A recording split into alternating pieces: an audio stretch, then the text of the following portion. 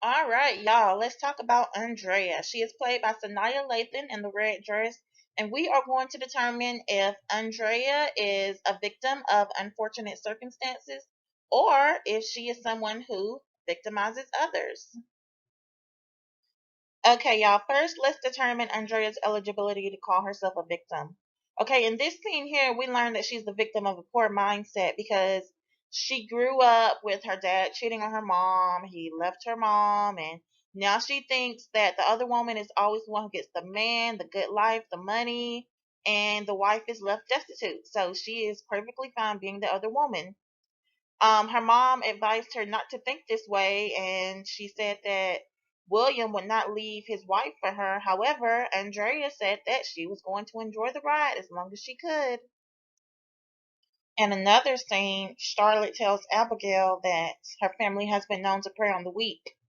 And I do believe that Andrea is weak and sees William as powerful. Now let's get into why I feel that way. All right, y'all. So first, let's talk about why I feel that Andrea is weak. Okay, in this scene, we see Jillian catching William and Andrea kissing, but prior to catching them, William tells Andrea that her husband Chris had been trying to get loans from the competition and from banks so that he could start up his own company. And Andrea looks very timid and she replies, "Well, he can be persistent."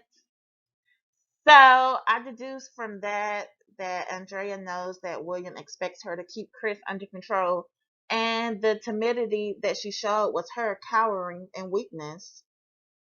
Another example of Andrea showing weakness is when Chris showed up to take her to lunch. Now, she started to protest when Chris tried to speak to William about his business proposition, but she shut up quickly when William told her to let Chris speak.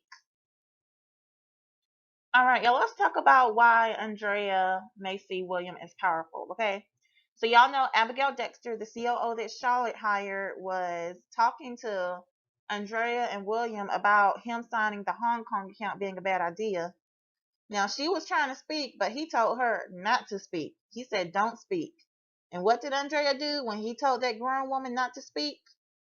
She smiled. A smile crossed her face. And y'all, in this scene right here, this is another example of him exerting his power, okay? He goes up to that newly married couple and tells Chris that he'll give him a job.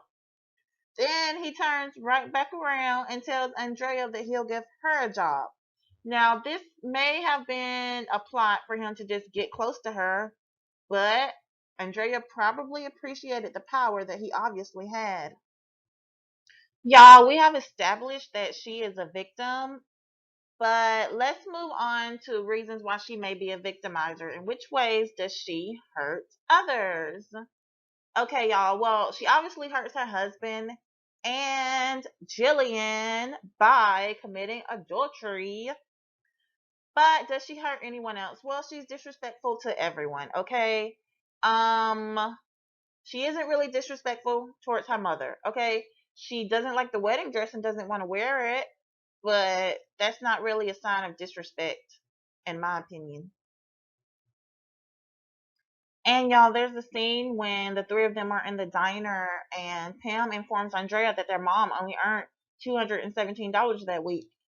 And Andrea begins to look very sad about that, y'all. She begins to look concerned, and she writes her mom a check of $5,000. So I don't think she holds any disrespect towards her mother. So, is Andrea a victim or a victimizer? Well, y'all, I say both because, as the old saying goes, hurt people hurt people. She was definitely hurt by her father walking out on the family, and she was hurting others. Like, she definitely played a major role in hurting Chris and Jillian. Now, y'all, in this scene, Alice asks Andrea how long she and William had been sleeping together. And she also says that she raised her daughters to love God and respect other people. However, at Charlotte's funeral, she admits that parents are not the kids' only influences. So we can be influenced by one thing or another, but at the end of the day, we choose what we do. Now, my personal opinion, Andrea should have stopped cheating and she should have just taken that $284,000 and built an empire with her husband. Yeah, she should have admitted that she cheated, but y'all, he probably would have forgiven her because, after adultery, sometimes, the marriage can be mended easier if the person knows that you are his preference. Time for a bonus question, y'all. Did William love Andrea? I don't think he did, and here's why. He also wanted to sleep with Abigail Dexter, the COO. So he was just being lustful. He had an adulterous spirit. That's all it was. He didn't love Andrea. And besides, y'all, scripture says love does no harm. And if he really loved her, then he would have been encouraging her salvation instead of trying to lead her into sin. I believe the enemy deceived Andrea as he does so many, and she was tricked into a way of thinking and a life that ultimately left her without a good, hardworking man. It reminds me of the scripture, he who has nothing, even what he has will be taken away. Um, Andrea didn't have the good sense to live right, so she lost what she did have, a good man.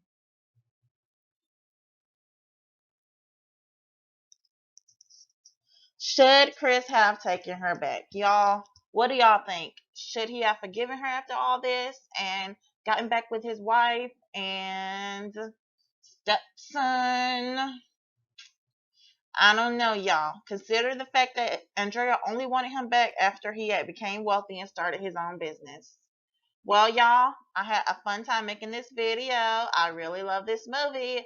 Let me know what y'all think of my analysis of Andrea. Remember that I said I believe she is a victim and a victimizer because hurt people hurt people. I love y'all, and I will see y'all in my next video.